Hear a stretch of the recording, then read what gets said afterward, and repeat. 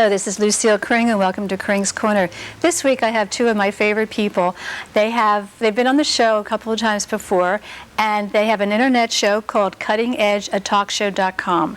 They are Ron Winship and Larry Gilbert. Gentlemen, thank you so much for being here again. Thanks for inviting us back. We appreciate it. You're great. You're so much fun, and you're so up to all the issues, but we're going to be hopscotching all over the place today.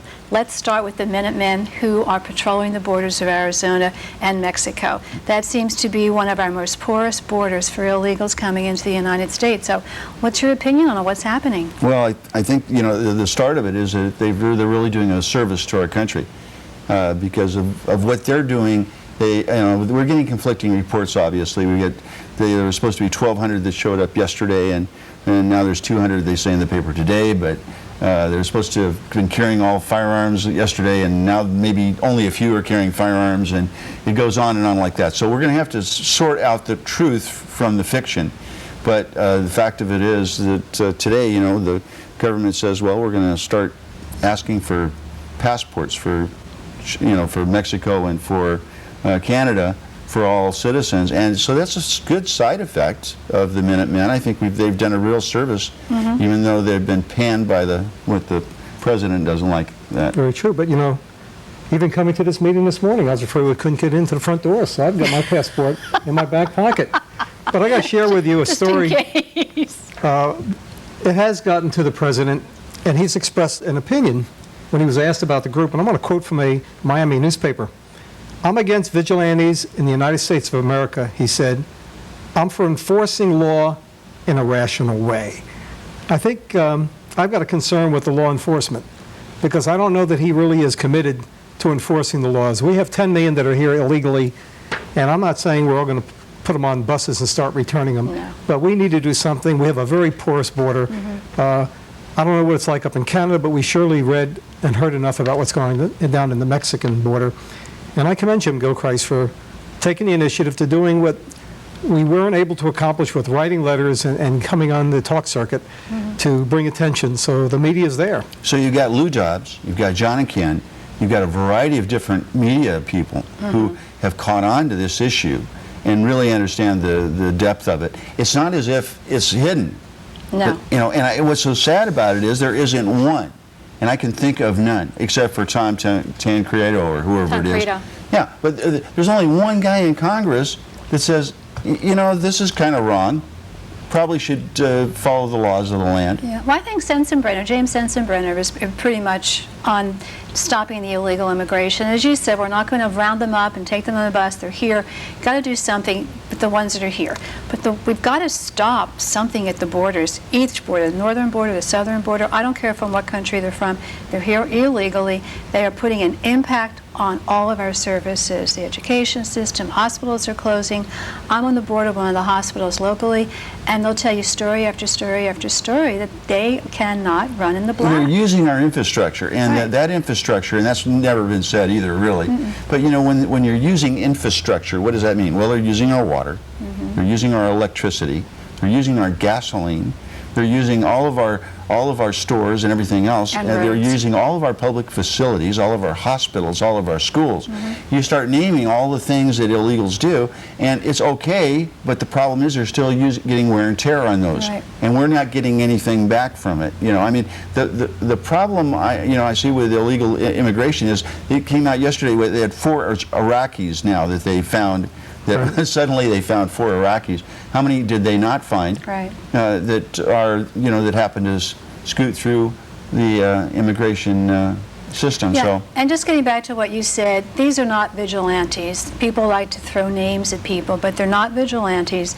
They are not arresting them. They are citing them, and if they see somebody crossing illegally, they call the Border Patrol. They do not go and apprehend, and if they do have a firearm, in Arizona, it's perfectly legal to have a firearm as long as it's visible to the public. Of course. So that's the state law of Arizona, and you need to respect the law of that state. But we're having all kinds of problems. I said we were going to be hopscotching around many, many issues. We talked about the illegals, and they are here, and a lot of companies we hear hire them because they pay them less than the prevailing wage.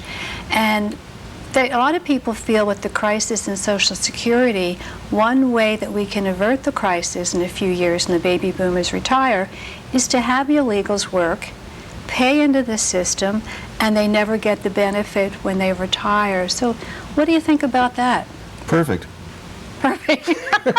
I don't see anything wrong with it. No, I mean, they're breaking the law to come here.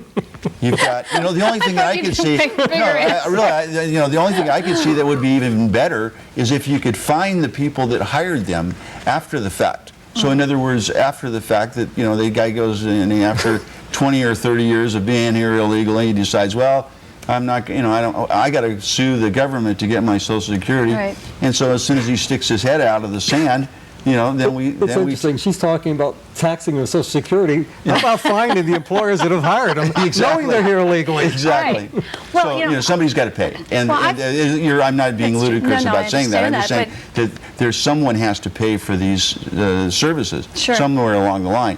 And unless you get something that's equitable or that, I mean, it's understandable somebody could be here for 5 years maybe and sneak under the radar. But 10, 15, 20 years without being addressed. You're saying, now there's Homeland Security as we'd like to see it. Yeah. I don't think so.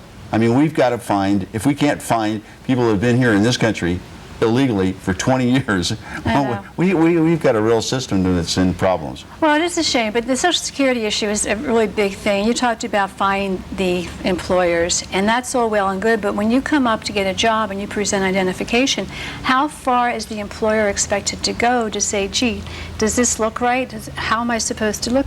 If it looks legitimate, they really can't go and say, well, where did you get this and how did you get it? But it's ludicrous. They have an NCIC system, which is a federal FBI system that checks for people if you go to buy a firearm, right? And they can find out anybody if anyone's got a record that goes back 40 or 50 years with an NCIC check. Well, what's wrong with having every person that goes in for a job to have their NCIC run? And that, not only would you just find illegal immigrants, but you also would find people who have broken the law that may be wanted or whatever. Well, and so if you're going to do that, I mean, that's what they've done in Europe for years. They to clean up the whole system. They've been doing that in Europe for years and years and years. When you go from one area to the other, you actually have to take your passport and your papers and you move to a new city and they check you in and make sure that you're a real person. And that you haven't, well, not only a real person, but someone that hasn't, and we were coming out, we weren't going to talk about this, but there's a lot of little kids that are molested and killed nowadays from weirdos, and all of these things, they can track those kinds of people every time they move from one location to the next. That's true. And it's not a big deal. It's a cost factor of getting the NCIC check when people do move. That's a good idea. I just remember this Galacio's, I think it was Galacio's Bakery a number of years ago, that they actually hired people that the EDD, which is the Department of the Equal Employment, and it's a federal government, and they got these people. They went to this organization and they said, we need people who will make the bread and wrap the bread and whatever the bakeries do. And they sent all these people over. They said, we checked them. They're here legally. They're legally allowed to work. They hired them. And then the INS did a raid and closed them up because everybody was there illegally. And they put them out of business. Yeah. So it was something like that. You're trusting the federal government to give you the straight scoop, and they end up going out of business. So very, very sad. No, they ought to do what I did with our two pets. We had the chip put in their shoulders so in case they get lost. It's interesting. We got to be careful about technology. You know, this RFID chip in the passports. I just heard yesterday that a car rental company in Connecticut, using GPS, gave one of the people that rented a car a speeding ticket, because they tracked where the car was. Right.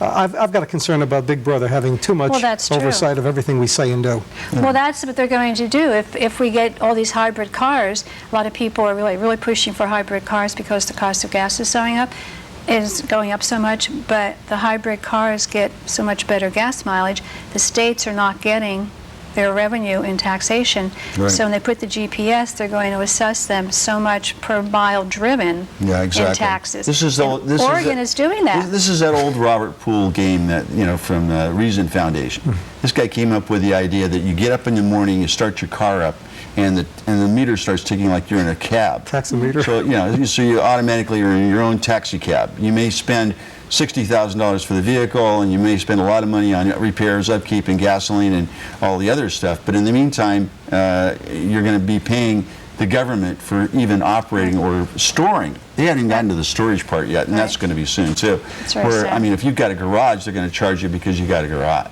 I mean, they're desperate for taxable dollars. Yeah, but I got to say, I think that's a trial balloon. I don't think that's going anywhere. Well, Oregon's already testing it. Oh yeah, they're going to push it as much as they can, and the concept is for people out there to know is that if you drive from one city to the next, you go across a city line, they charge you extra money to go across a city line. Yeah, but you got poor people going to work, and you're going to impose the same rate per mile on them. That's why they want somebody in the Rolls Royce with a chauffeur. They want mass you out of transit. your car. They want you in mass transit. Right, they want to have a exactly. smart growth. But it's very sad because most people are busy with their jobs, getting their kids to school and soccer practice. Right. They have their own life. They get Not home paying from attention. work. They're exhausted. Barely get time to make dinner, do the dishes, go to bed. Right. And they don't have a chance. So they see the pretty little 30-second sound bites. Right. And if they like the person, that person sounds nice, they say, oh, that sounds good, because it's not going to affect me. It's going to be the rich people. It's Exactly. going to be the people in the Rolls Royce and the Mercedes. But all of us should be trying to attain those things. But let's get back to the Social Security. This is going to be a real crisis. And no matter what people say, it's not going to be to 2018 or it's not going to be in 2042. Eventually, it's going to happen. Right. And people are afraid if we give people the ability to take just a small portion of their Social Security money and put it into their own private retirement fund, there's going to be a gap between the money coming in and the money going out, so it will balloon the deficit. Well, it may hurt a little bit, but is it fair to cut retirement benefits that we've already promised these people?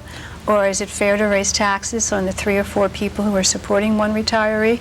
Or is it a chance to give the younger community a chance to look at their retirement and say, I need to plan for my future? Our dear friend Bruce Whitaker always used to say, follow the money. Right.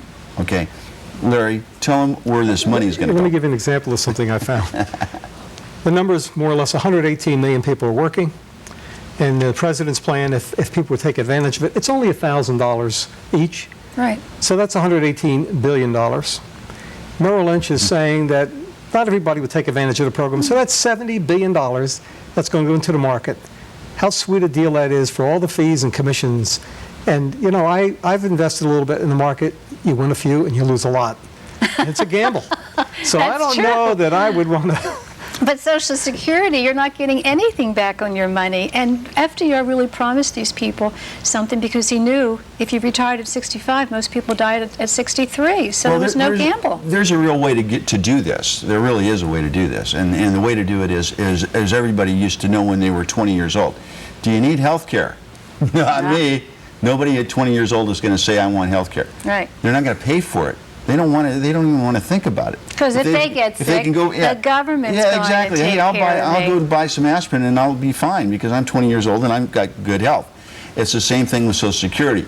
I really believe that there is a way to do this, and I think the way to do it is that from the time that you start working, maybe the first 10 or 15 years of your work cycle at 20 years old, from 20 to 30, let's say, you can invest your money from Social Security.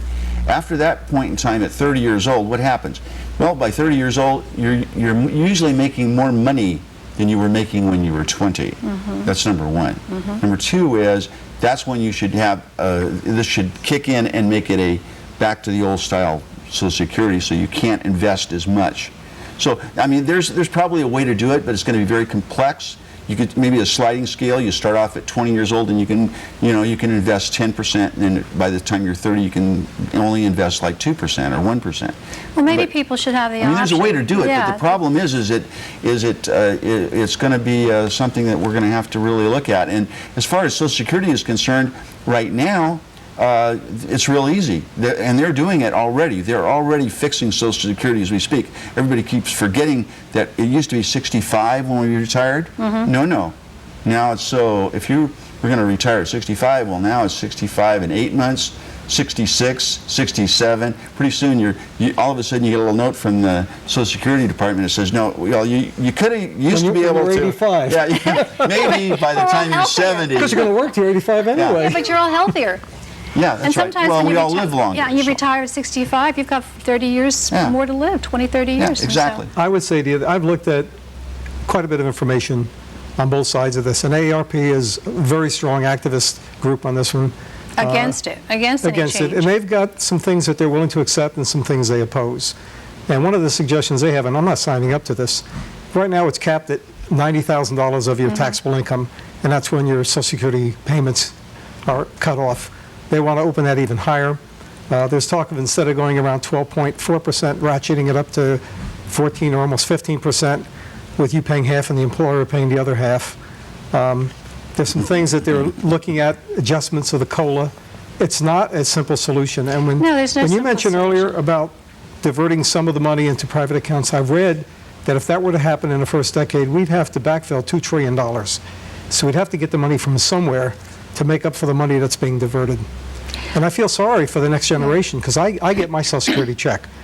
And to me, But I you think I've can't got a live on it. Yeah, but there's people, you see, that's the issue. Social Security is not supposed to be your nest egg. Supplemental. It's supposed to be supplemental. Supplemental. And there's a lot of people who are expecting it to be the end-all Absolutely. for them to carry them, and that's a wrong attitude. Yeah. It's just like a lot of people at 20, they don't buy insurance. They say, oh, no matter what happens to me, the government will take care of it. Well, the Right. government is us. We're the taxpayers. Government has no money. People forget that. There is no government pie-in-the-sky money. So let's move on from Social Security and talk about something that just happened recently. Pope John Paul II has passed away. And very, very sad. He was one of the longest reigning popes that I can remember, 26 years as the Pope. Opened a lot of different things. First Pope to visit the White House in '79. First Pope to visit a Jewish synagogue in Rome. First Pope to go to Israel. Just You know, an let me share with you, amazing man. if I can jump in on, Ronald Reagan is one of my heroes, and everybody gives Ronald Reagan the credit for ending the Cold War. And there was a lot of other people involved. It was Margaret Thatcher, it was Lech Walesa, and it was the Pope, be it while he was in Poland or secret meetings that Reagan had going into the Vatican to share data indicating that the Soviets were building up along the borders to get the Pope to take a particular stance to the side. I think that the Pope got along very well with President Reagan Yes. because of their positions on conservative family values, where he opposed abortion and homosexual relationships. And there's quite a few things, artificial insemination, so he will be missed. He will be. It's interesting how the growth of the church in Europe has tapered, yet it's booming, the Catholic Church, in Africa and Asia. And don't be surprised if the next pope is going to be coming out of Africa, and I won't say any more on that subject. Oh, I'm not a really? gambling man, but I don't think it's going to be someone coming out of Rome. You know, And it's definitely not coming from America. No. Pope John Paul, being a non-Catholic, I can tell you very objectively, he was our first cute pope. He was the one that everybody said, I don't care what girl you talk to, even guys would say, God, he's a cute guy, isn't he? He's a very handsome guy, and he's a real stud. He's out there. Well, he was an actor when he was in Poland. He was a ski This guy champion. was really something. He was a really important person. And what is so odd about all of this, interestingly enough, is not only has he lived longer than most popes and had enough time to put incredible weight behind the papacy, but you know, I mean, he held back the tide. He really He held did. back the gay and lesbian priesthood. He kept back, he kept the solid values of that are going to change. Right. That's what they say. Well, birth control is over now. Now that the Pope is gone, who cares about birth control? We just want to get new members to the party. And you know, it's really sad. But I've got to mention one thing that's really important. Pope Paul and Reagan and Margaret Thatcher all have one thing really in common. They all had assassination attempts in 1981. Very interesting. Margaret true. Thatcher had two that were never reported. Didn't know. And it was so for all of us people that are real conspiracy theory people. And the interesting thing about the Yeah. Pope, the assassination attempt, Yeah. where he went and forgave the guy, Yes. Yeah. that person wants to come to the funeral. I know. Whether or not they grant permission because he's in prison, I doubt don't if they know. would. I don't think I'd want to be in a Turkish He'll be prison. greatly missed, and Yes. he's a great man. And the only thing that we're upset about, okay, is how barbaric we saw him on television in the last few days. Yeah. I mean, what got me was they didn't even straighten up his 2 feet. He's got 1 foot off to the side. Now, Oh, what really? kind of thing was I didn't that notice about? that. I've never Well, they seen. don't embalm him. They say they prepare him, and nobody quite knows what that means. I understand that, but I mean, they didn't even keep his right foot up. I mean, so it was sort of really not didn't what I notice it. consider to Well, be. with all the millions of people, I told my husband I'd love to just hop on a plane and go to Rome, and now they're saying stay away. We have no room for They anybody. got no room. Yeah, it's all Yeah, gone. but what an incredible thing. And a couple of people I've heard on different talk shows are upset because they're kind of giving him the same treatment that Reagan got. But that's, why not? If it's Yeah, I now know. pouring the love from the people, so be it. That's right. He was terrific. It's terrific, and the president just... And was a leader of the Roman Catholic Church with 1 billion members. Yeah. That's an Right. awesome responsibility. And I'm going to go with a Hispanic pope is my choice. Hispanic? Yeah. You pick the black one. I pick the Hispanic pope. You're going to go with the Italian? It's not going to be another Italian. Being Italian, I love it. But maybe from Central or South America. Yeah. The Hispanics, That's what I think, too. because the Hispanics are such a thing. And they won't do the Asians, because in China, even if there is a cardinal, it's underground, because there's somebody, he kept the name in his heart because they were afraid of retribution. Just an amazing situation, but what a vibrant man. He spoke 8 languages, kissed the ground every day, and the only concession he would make would do the Pope Mobile after he was shot. Yeah. So- Well, unbelievable. What a He thrill was a for real guy. those kids who ended up going to those Yeah. services that he had for them.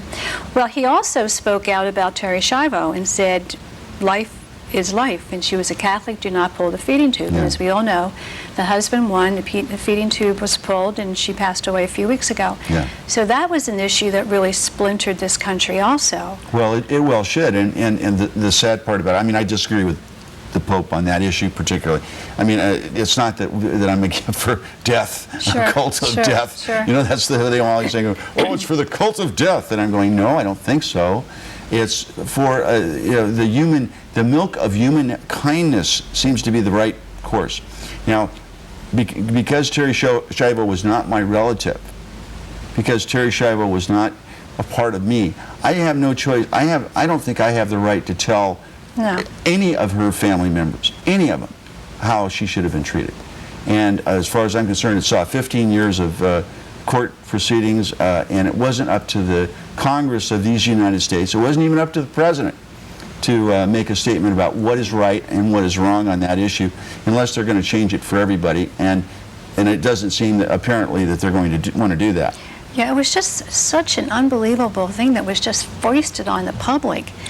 And to have your life every day in the media, who would want that? But, there's another part of that story, and it's how did she get to be in this position in the first place? Right, And it goes right. to the subject of eating disorders. Right. There was a study taken at Exeter University, I think, in the UK. 37,000 girls between 12 and 15 were interviewed, and about 58% of them felt that their appearance was very critical. And they're so influenced by the peer pressure, by the desire to fit in. They all want to look like Barbie, be 6 foot tall, wear a size 4 dress, and all that goes with that. So they go on, all of these diets, Right. and quite a few of them have died because they are so focused on their appearance. And you got to blame the media for that too. Hey, Karen Carpenter's the perfect example of this. I mean, everybody forgets about her, but Sure. Karen Carpenter probably could have, with the modern technology that they have, when she passed away, they probably could have kept her on a feeding tube for the rest of her life too, Sure. forever too. Right. Very sad, though. all of these issues are at hand, and it still comes back to someone that you trust, I trust, anyone trusts, to make that decision for us. Yeah. And all of this nonsense in the paper about, oh, you have to have a living will. Forget a living will. That's nonsense. How could you possibly, in this day of technology and when it comes to great techniques of modern hospitalization and so on, there's going to be a million therapies that are going to fix you that you couldn't get Right. fixed 10 years ago. So there's no way you can sit down and write a guesstimate of when it's going to be the end times for you. Right. You're going to have to trust someone that you are around now or that you will trust in the future. That's so true. It's going to take a, what do they call, a durable power of attorney Right. rather than a living will. Right. A living will, you can put it down and say, well, gee, I don't want you to go to any extra Yeah, but that effort. doesn't cover the feeding tube. You have to do the Yeah. durable power. Well, whatever. So it's amazing. Even there, you know, I think you need someone who's going Right. to take care of your life the way you'd like to live it. Right. And as far as I'm concerned, I guess my worst part of this is we've gotten a lot of letters to the cutting edge saying, you know, why aren't you out there saying that this is a cult of death and, you know, and supporting, you know, the parents. And I say to them, I wouldn't do it for my own, you know, I've got to do it for my own family. I can't do it for everybody That's else. right.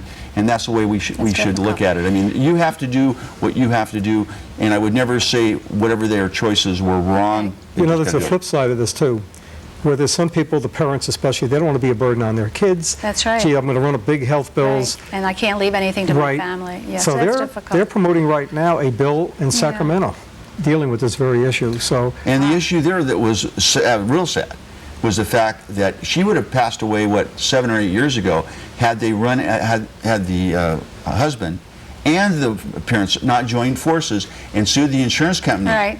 Because Yeah. they got $1 million. Now, Right. $750 of that went for her cares. $300 was punitive damages for whatever they didn't follow through with. And now the mom and dad wanted the money.